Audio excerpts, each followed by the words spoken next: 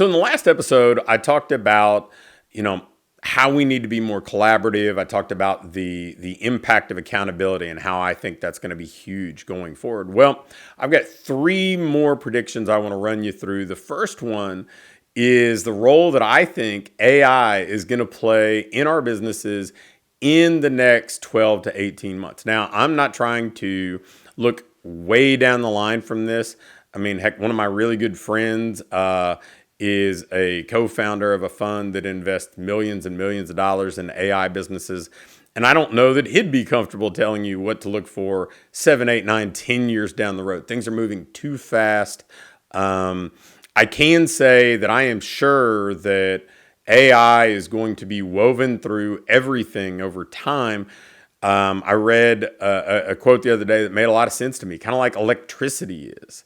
And I see that. I see it being a piece of everything, not necessarily taking over everything, but being a component of almost everything. But in the immediate future, what we have to worry about now, how does that affect us? Well, I think AI probably allows us to personalize things a little bit more, first and foremost. I mean, you can create AI-based assets that allow you to personalize things for clients more effectively.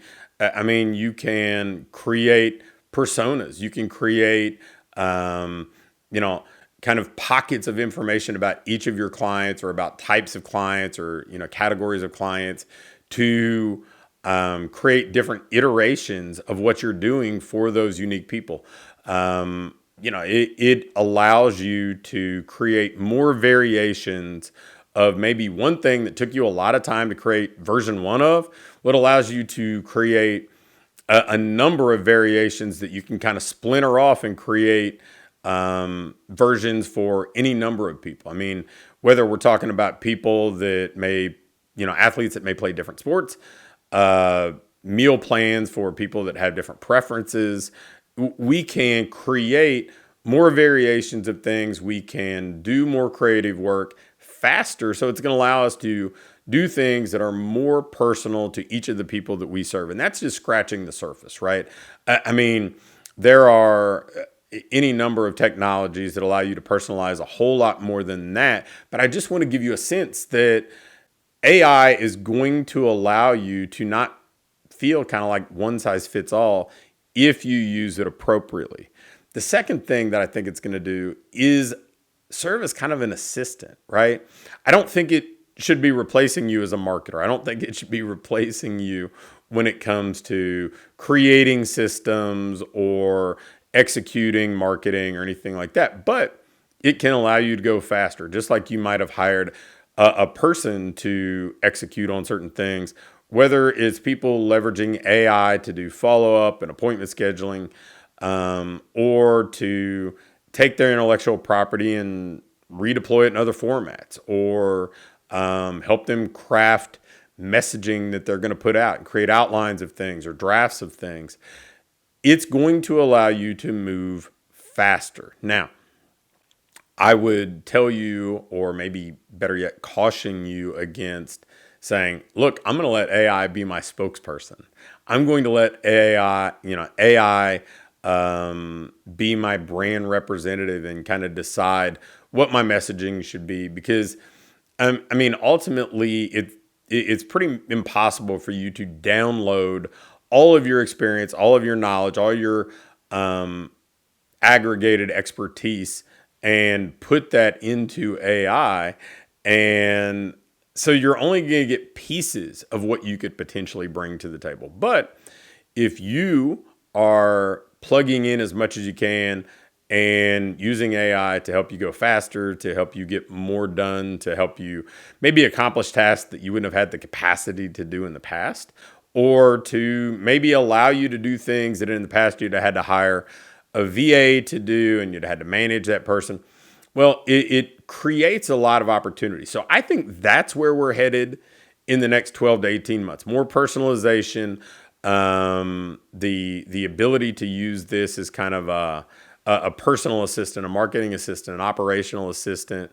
I don't think it's going to go in and replace what we do. I mean, we've seen this with apps for quite some time. An app is not going to replace a coach. It's just not. I mean, people may hope it will. People may, people selling you the app may tell you it will. But I think we've recognized over time that the long-term effectiveness, it falls short. So, AI does potentially provide some really, really valuable opportunities for you, some ways that it can make your life easier, solve more problems, create a better experience for clients. You just can't get bogged down and think it's going to replace what you do. It's going to be enough to go out there and be the brand ambassador for you. So that's today's first prediction. That's prediction number 3 overall. Now, prediction number 4, I think that wellness and longevity and health are going to permeate all things fitness. Let me explain. For my first decade in this industry, fitness didn't feel particularly inclusive, right? It felt like, hey, this is for young, fit people. All the marketing materials you'd see, all the stock photos, all the direct mail pieces, websites that all have these young, fit models, kind of portraying what fitness was and kind of at the same time telling you what it wasn't. And it wasn't particularly inclusive for the 50 and over crowd, for women going through menopause, for people who wanted to focus on longevity or anti-aging, for people who just wanted to improve their health. Now, occasionally you'd run across people who would talk about those things, but as a whole, the industry didn't do a whole lot to support that crowd. Now, we're doing more and more, and you're seeing more facilities focus on 50 and over. You're seeing more facilities focus on longevity, anti-aging. You're seeing more opportunities to weave wellness into everything we do. Now, I will tell you, I predicted this pre-pandemic, that wellness was kind of where we were headed. And I think in some ways the pandemic kind of expedited that, because people started to think about, how do I stay healthy? Not just physical health, but mental health, and the role that exercise played in that. And so instead of just body composition, people were starting to be more attentive to all the potential benefits that we could provide in our facilities through our coaching. And I think that stuff's only going to snowball. I mean, we see more and more people kind of dabbling and adding recovery components. They'll have Normatec boots. They'll, a few people do cryotherapy. That they'll do some things, but I think we are going to see everything from mobility or stretching being integrated into stuff to blood work. And don't be surprised if there are people licensing programs, setting up almost like kiosk type things inside facilities to do all of this stuff. I think that specialization, when it comes to the older crowd, the active aging crowd, to the perimenopausal, to the menopausal crowd, I think all of that is only going to continue to grow, right? You'll see taglines now on articles that say 60 is the new 40 or whatever else, which, that sounds great to a guy who's 52 as I record this. But there's something to be said for the fact that the people a little bit older have more disposable income. They're often empty nesters, so they've got more availability. So scheduling and being consistent becomes a little bit easier. Their priorities shift. They're already understanding that, hey, I'm going to invest in recovery from health issues, or I'm going to invest in prevention of health issues. So if you're not tapping into the wellness, the health, the longevity piece of this, there's a big opportunity there. Now, I'm not telling you that's for everybody. If you train young athletes, probably not for you.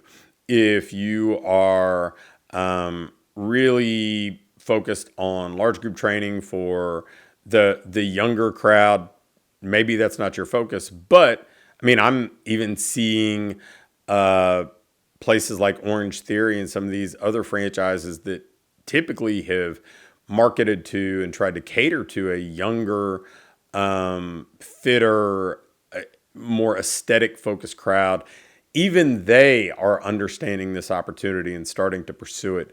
So, I think that you can 100% think more health coaching, wellness coaching as an adjunct to what you're doing when it comes to training, when it comes to fitness, and start exploring opportunities. See about collaborative opportunities with functional medicine, functional wellness. Look at opportunities to integrate longevity, active aging, specialty stuff, serving those populations in what you do. The other thing about it is they probably don't want to be in groups of 40, right? So small group training, semi-private. There's some really good opportunities there that allow you to charge a higher price point, tap into maybe a market that's not as crowded, have better margins, and build a really durable, successful business. And then finally, the fifth prediction overall, so the third one today, is about independent training facilities. Now, as I mentioned in the intro to the first segment of these predictions, I was heavily into the franchising world. I mean, I've owned in Anytime Fitness. I founded two franchises or co-founded two franchises that were ranked number one in their respective categories in the Entrepreneur Franchise 500. We had the number one ranked franchise for franchisee satisfaction for 3 years running by Franchise Business Review. So I am not anti-franchise at all, but a big segment of the people who listen to this podcast or watch these videos are independent business owners thinking about how to compete, how to succeed. And so I want to talk with you about what I see being essentially like required if you want to be successful as an independent owner. The first is you've got to lean into personal, right? Franchises are not usually equipped to be personal by nature. Just the model itself is scalable, being more about the program and less about the personal attention, being focused on hiring people at lower wages so that maybe they don't have as highly skilled coaches and they are more program or technology dependent. So your opportunity is usually personal. So more personal touch. I talked about accountability in the previous episode. Lots of personal attention, lots of personalized programming, lots of accountability and outreach, making people feel connected, making people feel like this is unique to them. And what's great is a lot of times you can be personal, even if somebody's got a pretty standardized program. Maybe there's some progressions or regressions within the programming, but the things that you do outside of the basic programming, the strength component or the strength conditioning component, the personal stuff around that you're helping people modify or evolve their lifestyle to get the results they want, that provides a huge opportunity. So personal is certainly a must. The second is thinking more boutique and specialized, making sure that to cut through the noise, because really it is noisier than it's ever been with people advertising, with people creating social media content. There's more tugging at people's attention than there's ever been by probably a multiple of 100 if we look back just a decade. And because of that, you need to stand out. You need to have a brand that speaks to your specific target market. And that means maybe specializing. That means using a particular kind of language that people resonate with. If you're talking to somebody 50 and over, how do they operate? How do they think? Where do they shop? What's important to them versus somebody who's 25 to 35? And speaking to those people, connecting with those people, solving their problems, providing not only more personalized or customized solutions to them, but making the environment, the culture feel like it's designed for them, making the marketing targeted to attract them, to speak to the things that they're focused on now in their lives. So those I think are must if you're going to own an independent business. The other thing is we're probably coming to the close of the ability for you to own a brick and mortar facility and not operate like a business owner. The days of just being a trainer and hanging out your shingle and being able to compete in an ever increasingly crowded marketplace are disappearing. They're going away because, if you want to succeed, you're going to have to market. It's not a negotiable. Frankly, it's not an episodic thing anymore. I mean, marketing has to be done every day if you want to stay relevant. You're going to have to, have systems, be a better operator, be an effective leader if you want to compete, because the overhead to run a business only increases. So unless you're good, the margins shrink. The competition is taking more market share. So unless you're good, you're going to lose ground. So the things that were satisfactory to get you by in 2015 are not the things that are satisfactory to get you by in 2025. So if you've not committed to being an actual business owner of a training or coaching business, it's not really negotiable or optional anymore. It's a must. So we've covered 5 different predictions. You notice I didn't talk about any particular platform for marketing or what type of front end offer works or whatever else. I mean, that stuff is pretty subjective to who you're trying to serve, what your offers are, those sorts of things. But there are 5 things that I think that I think you need to be aware of, that you need to prepare for, that have a high probability of not only happening but impacting your business and your success. So go back, review all 5, check them out, and if I can help in figuring out how these should be kind of woven into what you do and how you can make this work for you, shoot me a message at pat@patrigsby.com and we'll connect and I'll talk you through it. See you soon.